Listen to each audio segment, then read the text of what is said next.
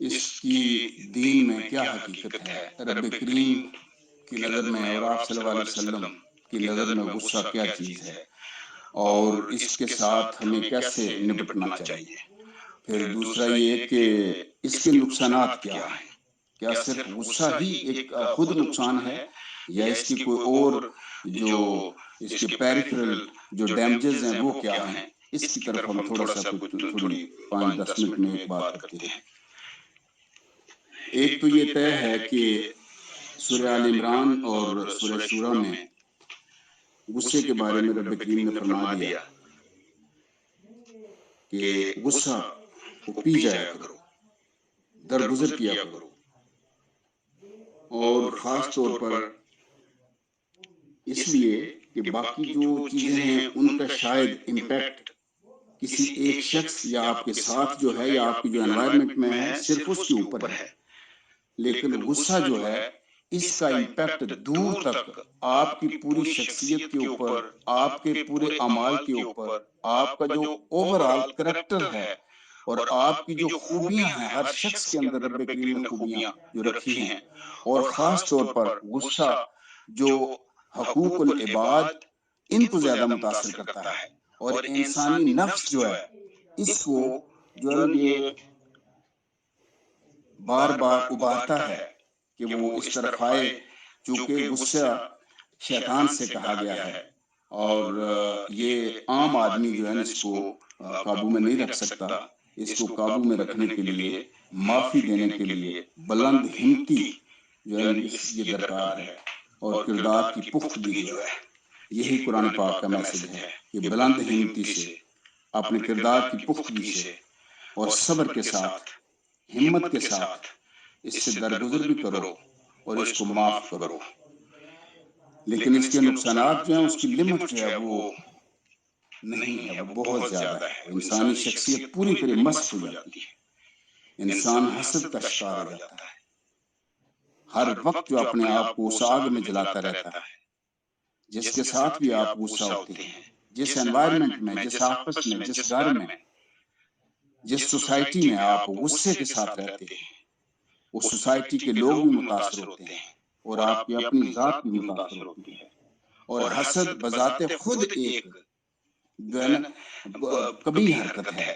جس سے اسلام میں منع فرمایا گیا ہے، اور آپ صلی اللہ علیہ وسلم نے ناپسندیدگی کا اظہار کیا ہے۔ غصہ انسان کو یہاں تک لے آتا ہے کہ جس کے ساتھ مخاصمت والا معاملہ بن جائے تو انسان ہر وقت اس کی غیبت میں لگ جاتا ہے، وہ اس لیے کہ وہ اس کو نوٹوریس کرنا چاہتا ہے، دوسروں کی نظروں میں گرانا چاہتا ہے، اس کو کم تر ثابت کرنا چاہتا ہے، تو لہٰذا وہ غیبت ہے۔ غیبت سے آپ صلی اللہ علیہ وسلم نے منع فرمایا، قرآن پاک میں بھی غیبت سے منع فرمایا گیا کہ انسان کی شخصیت جو ہے وہ مسخ ہو جاتی ہے، اور کوئی پسند نہیں کرتا کہ وہ اپنے بھائی کا گوشت کھائے، تو غیبت جو ہے یہ اس طرف لے آتا ہے،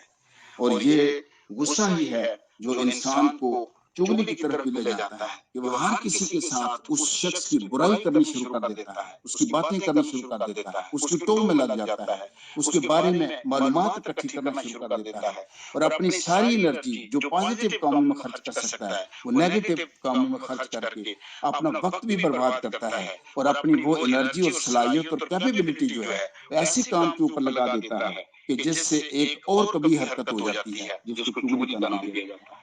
انسان کے اندر غصہ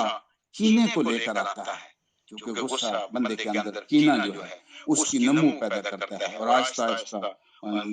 آدمی کے اندر جو ہے نا وہ کینہ پروری جو ہے وہ بڑھنا شروع ہو جاتی ہے، جس سے وہ دوسرے لوگوں کے ساتھ اپنے جو تعلق ہیں ان کو بھی قطع کرنا شروع کر دیتا ہے ایک کے ساتھ۔ یہی وجہ ہوتی ہے کہ جب آپ کسی ایک کے ساتھ غصے میں ہوتے ہیں، جب آپ اس سے تعلق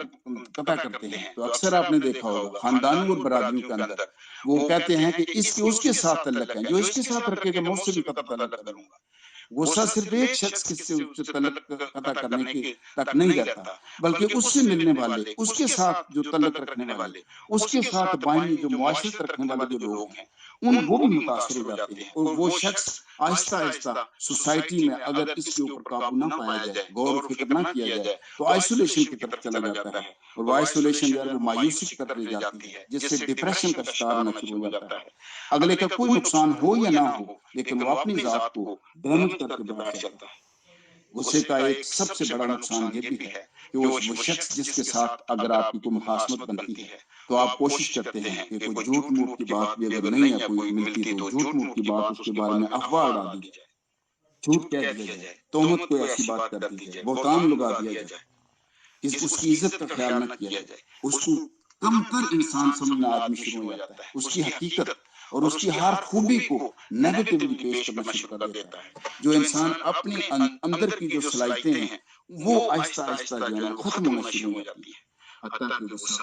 فوری طور پر جو ہے وہ گالی گلوچ تک لے آتا ہے، اور آدمی اکیلے میں بھی بعض اوقات غصے میں آتا ہے تو ایسی حرکتیں کرتا ہے کہ وہ اکیلے میں بھی گالیاں دینا شروع کر دیتا ہے۔ تو یہ وہ چیزیں ہیں، لہٰذا یہی وجہ ہے کہ رب کریم نے دونوں آیات میں غصے کو جب بات کی ہے، اور باقی جہاں کہیں غصے کا ذکر کیا آپ صلی اللہ علیہ وسلم نے، تو غصے کو جو ہے نا وہ بلند ہمتی کا نام دیا کہ وہ شخص بڑی ہمت والا جو معاف کر سکتا ہے۔ معاف کرنا بڑا مشکل کام ہے، لیکن رب کریم نے یہ کہا ہے اور یہ حکم دیا ہے کہ غصہ جو ہے نا اس میں درگزر بھی کرو اور معاف بھی کر دیا کرو لوگوں کو، چونکہ معاف کرنے سے انسان کے اندر یہ ساری جو کبھی حرکتیں ہیں یہ آہستہ آہستہ یہ دب جاتی ہیں، انسان اس طرف نہیں بڑھتا بلکہ وہ اچھائی کی طرف آ جاتا ہے، اس کے اندر سے وہ تکبر جس کی وجہ سے وہ غصہ اس کو دور لے جاتا ہے، لوگوں سے آئسولیٹ کرتا ہے، وہ تکبر ختم ہو جاتا ہے۔ لیکن اگر ایسا نہ ہو، غصے کو بھرپور قائم رکھا جائے تو ہر آنے والا دن وہ کوشش کر کے اس کا تمسخر اڑاتا ہے۔ قرآن پاک میں اس کے سے بھی منع فرما دیا گیا ہے، وہ کوشش کرتا ہے کہ اس تمسخر سے اس کی قیمت سوسائٹی کے اندر کم ہو جائے، لوگ اس کو اچھا نہ جانیں، لوگ اچھا جانیں یا نہ جانیں، لیکن ہو سکتا ہے کہ جو تمسخر اڑا رہا ہے ایک غصے کی وجہ سے اپنی باقی خوبیاں کھو رہا ہے، لیکن دوسروں کی نظروں میں وہ اپنے آپ کو ہلکا ثابت کر رہا ہے۔ پھر یہ بھی ہے کہ غصہ آدمی کو یہاں تک لے آتا ہے کہ آپ صلہ رحمی سے بھی باز آ جاتے ہیں، تو اللہ رب العزت کو صلہ رحمی سے باز آنے والے تو ناپسند ہیں لوگ۔ اللہ رب العزت نے حضرت ابوبکر صدیق رضی اللہ تعالیٰ عنہ کے بارے میں بھی فوراً کہا تھا کہ آپ جس طرح پہلے سے آپ نے رشتہ داروں کی مدد کیا کرتے تھے، واقع عفو کے بعد بھی اسی طرح سے وہ مدد آپ جاری رکھیں۔ یہی وجہ ہے کہ اس غصے کے بارے میں یہ کہا گیا۔ پھر یہ بھی آپ یاد رکھیں کہ اس انسان کو غصہ احسان فراموش بنا دیتا ہے۔ اگر کوئی آپ کے ساتھ ساری زندگی اچھا رہا ہے تو ایک لمحے کے لیے بھی اگر کوئی بات آ جائے تو آپ ساری زندگی کی اچھائی کو جو ہے غصہ جو ہے وہ دبا دیتا ہے۔ یہی وجہ ہے کہ اس کے بارے میں آپ صلی اللہ علیہ وسلم نے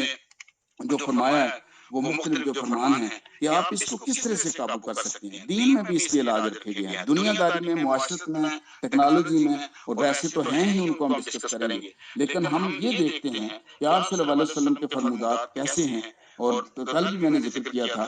کہ پہلی بات تو یہ ہے کہ ایک بار جو ہے نا یہ معاذ بن جبل رضی اللہ تعالیٰ عنہ سے روایت ہے کہ دو شخص آپ صلی اللہ علیہ وسلم کے سامنے آئے اور وہ دونوں ایک دوسرے کو گالیاں دینا شروع ہو گئے، تو آپ صلی اللہ علیہ وسلم نے کہا کہ مجھے وہ کلمہ معلوم ہے کہ اگر کوئی پڑھ لے تو اس کا غصہ ختم ہو جائے گا۔ تو آپ صلی اللہ علیہ وسلم نے فرمایا وہ کلمہ کیا تھا؟ اللہم انی اعوذ بک من الشیطان الرجیم۔ تو ایک یہ علاج بھی بتایا گیا ہے کہ اگر آپ کبھی غصہ آ جائے تو آپ تعوذ پڑھ لیا کریں، یا اللہم انی اعوذ بک من الشیطان الرجیم۔ ابو ذر سے بھی روایت ہے کہ آپ صلی اللہ علیہ وسلم اگر کسی کو غصہ آ جائے تو یہ فرمایا کہ اگر وہ کھڑا ہے تو بیٹھ جائے، اگر بیٹھنے سے بھی اس کا غصہ کم نہیں ہوتا تو وہ لیٹ جائے۔ ابن عباس سے بھی ایک روایت ہے کہ آپ صلی اللہ علیہ وسلم کا فرمان ہے کہ لوگوں کو دین سکھاؤ، لوگوں کو خوشخبریاں سناؤ، دشواریاں پیدا نہ کرو، جب تم میں سے کسی کو غصہ آئے تو چاہیے کہ خاموشی اختیار کرے۔ یہ بھی ایک علاج ہے، یہی وجہ ہے صبر، یہ بھی صبر کی ایک ڈیفینیشن ہے کہ اگر آپ کے ساتھ کوئی سختی سے پیش آتا ہے تو آپ خاموشی اختیار کر کے اس صبر اور استقامت کا مظاہرہ کرتے ہیں جس کا قرآن تقاضا کر رہا ہے، اور وقتی طور پہ آپ کی یہ خوبی آپ کی اخلاقی طور پہ بلند ہمتی تک لے جاتی ہے، اور وہی بلند ہمتی جو صالحین میں تھی، جو انبیاء میں تھی۔ رب کریم کو یہ پسند ہے کہ کردار کی پختگی اسی بلند ہمتی کے اندر مضمر ہے۔ تو لہذا یہ جو خاموشی اختیار کرنا ہے، عطیہ رضی اللہ عنہ روایت کرتے ہیں کہ آپ صلی اللہ علیہ وسلم کا ایک یہ بھی فرمان ہے کہ غصہ ظاہر شیطان سے ہے اور شیطان آگ سے ہے اور آگ صرف پانی سے بجھتی ہے، تو لہذا اگر کسی کو غصہ آئے تو وہ وضو کر لیا کرے۔ عبداللہ بن عمر سے روایت ہے کہ آپ صلی اللہ علیہ وسلم نے ایک بار فرمایا کہ بندہ کوئی ایسا گھونٹ نہیں پیتا جو غصہ پینے سے بہتر ہو۔ سورہ آل عمران میں بھی رب کریم نے یہی کہا کہ متقی کون ہیں؟ غصے کو پی جانے والے۔ متقیوں کی یہ خوبی ہے کہ وہ غصے کو پی جانے والے ہیں، اور آپ صلی اللہ علیہ وسلم کا بھی اسی طرف، اسی آیت کی طرف اشارہ ہے کہ ایسا گھونٹ نہیں پیتا جو غصہ پینے سے بہتر ہو، اور وہ کیوں پیے؟ صرف اللہ کی رضا کے لیے۔ یہ بھی ذہن میں رہے کہ یہ سارا جو کیا، جو صبر کیا، جو استقامت دکھائی، اگر کوئی خاموش رہتا ہے، اگر کوئی جگہ بدلتا ہے، اگر کوئی چپ رہتا ہے، اگر کوئی بیٹھ جاتا ہے، اگر کوئی ادھر ادھر ہو جاتا ہے، تو اس کا مطلب یہ ہے کہ وہ صرف اللہ کی رضا کے لیے اگر ایسا کرتا ہے، تو پھر آپ صلی اللہ علیہ وسلم نے کہا کہ اس سے بڑی بلا محنت کی اور کیا ہوگی۔ ایک یہ بھی ہے کہ ہمیں اپنے ذہن میں یہ بات رکھنی چاہیے کہ غصہ کے وقت ہمیں فوراً ایک تو قرآن پاک کی ان دونوں آیات کو ذہن میں لے آنا چاہیے۔ ان دونوں آیات کو کم از کم یا زبانی یاد رکھیں یا ترجمہ کم از کم یاد رکھیں۔ مجھے بڑا فائدہ ہوا، میں نے اپنی ذات کے اوپر میں نے دیکھا ہے، میں نے جب سے سورہ آل عمران کی یہ آیت جس کا کم و بیش ترجمہ یہ ہے کہ جیسے کہ یہ بنیادی طور پہ متقی کی سمجھے ڈیفینیشن ہے، اور کیا ہے کہ متقی کون ہے، اگر یہ سوال ہے تو قرآن اس کا جواب دیتا ہے، وہ جو خوشحالی اور تنگی میں دوسروں پر خرچ کرتے ہیں، وہ جو خوشحالی اور تنگی میں دوسروں پر خرچ کرتے ہیں، وہ جو غصے کو پی جاتے ہیں، وہ جو دوسروں کو معاف کر دیتے ہیں، اور اللہ رب العزت کو معاف کرنے والے پسند ہیں۔ میں نے جب سے یہ آیت پڑھی ہے مجھے ایک ایک لفظ اس کا ذہن میں رہتا ہے۔ میں جب بھی، ہم انسان ہیں، انسان کو غصہ آئے ہی آئے، یہ ہو ہی نہیں سکتا کہ کسی کو غصہ نہ آئے۔ یہ انسان جو ہے نا، اگر مٹی کا ہے تو پھر تو یہ لازم ہے، چونکہ اگر انسان کو غصہ نہ آتا ہو تو رب کریم قرآن پاک میں اس سے ممانعت نہ فرماتے، اس کے بارے میں برداشت کا حکم نہ دیتے، صبر کرنے کی تلقین نہ کی جاتی، آپ صلی اللہ علیہ وسلم یہ سارا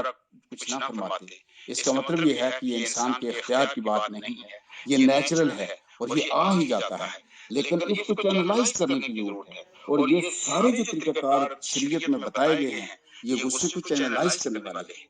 اور جب ہم یہ دونوں اگر آیات جو اگر ذہن میں رکھیں، سورہ شورہ کی اور سورہ آل عمران کی، تو میں سمجھتا ہوں کہ جیسے اگر کوئی اس طرح کی صورتحال ہو تو پھر آپ فوراً اللہ کو حکم سمجھ کر آپ کے ذہن میں فوراً یہ بات آ جائے گی کہ ہاں مجھے رب کا حکم ماننا ہے، مجھے صبر کرنا ہے، مجھے یہ وقت نکالنا ہے، چونکہ وہی وقت اہم ہوتا ہے جب آپ غصے میں ہیں اور سامنے والا غصے میں ہے۔ بعد میں تو ساری دنیا معاف کرتی ہے، وہ معافی بے معنی ہو جاتی ہے، وہ کوئی وقت نہیں رکھتی وہ معافی۔ معافی ہے ہی وہ جو اسی حالت میں دی جائے جب آپ معاف نہیں کر سکتے، صرف رب کی رضا کے لیے معاف کر سکتے ہیں۔ رب کی رضا اسی وقت آپ کے ذہن میں آئے گی جب آپ کی جو نظریں ہیں، آپ کا ذہن جو ہے، آپ کا گمان جو ہے وہ قرآن پاک کی طرف جائے گا، آپ صلی اللہ علیہ وسلم کی سیرت کی طرف جائے گا۔ جب بھی ہم اس طرف جائیں گے تو ہم معافی کی طرف آ سکتے ہیں، برداشت کی طرف آ سکتے ہیں، بلند ہمتی جو ہے اس کا ہاتھ تھام سکتے ہیں۔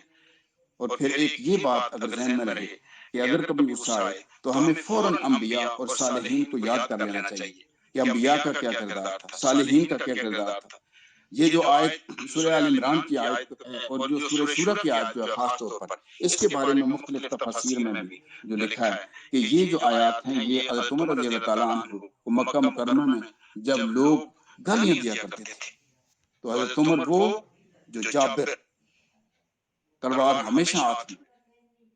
گردن کے اوپر رکھ دیتے تھے، لیکن جب اسلام لائے تو پھر خاموش، لوگوں کی گالیوں کا جواب بھی نہ دیا، تو رب کریم نے سورہ شورہ کی وہ آیت جو ہے نازل کی اور وہ انہوں نے صبر کیا، کبھی جواب نہیں دیا، غصے میں کبھی جواب نہیں دیا۔ حضرت ابوبکر صدیق رضی اللہ تعالیٰ عنہ کے بارے میں بھی یہی، حضرت علی رضی اللہ تعالیٰ عنہ نے بھی یہ فرمایا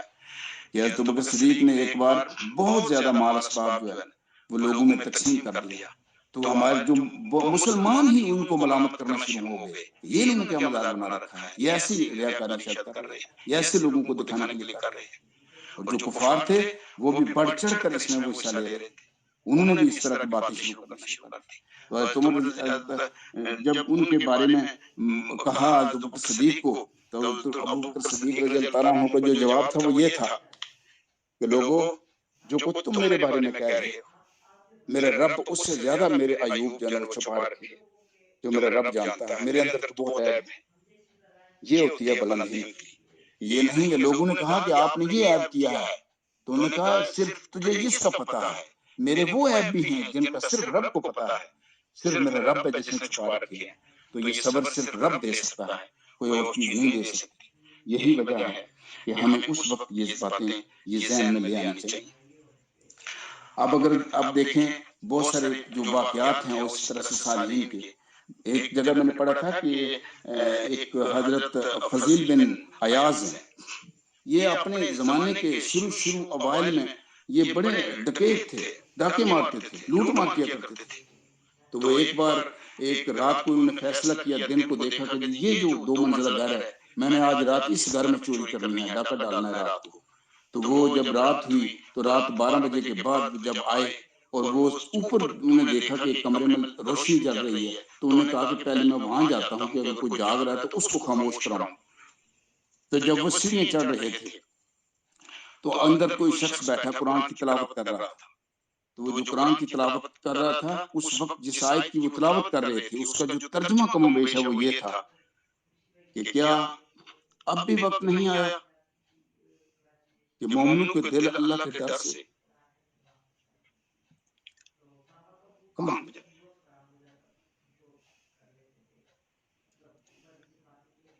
فضل بن عیاض وہ کہتے ہیں کہ میں سیڑھیاں وہی کھڑا میرے آنسو نکل آئے کہ اور کہنا شروع کر دیا، ہاں میرے اللہ وہ وقت آ گیا ہے، ہاں میرے اللہ وہ وقت آ گیا ہے، اور وہیں سے واپس اور ایسی توبہ کی، ایسا بدلے کہ اس کے بعد اتنا اللہ نے عروج دیا، اتنے باکردار، اتنے پاک باز بن گئے کہ انہی کے بارے میں کہ ایک بار انہیں کسی نے کہا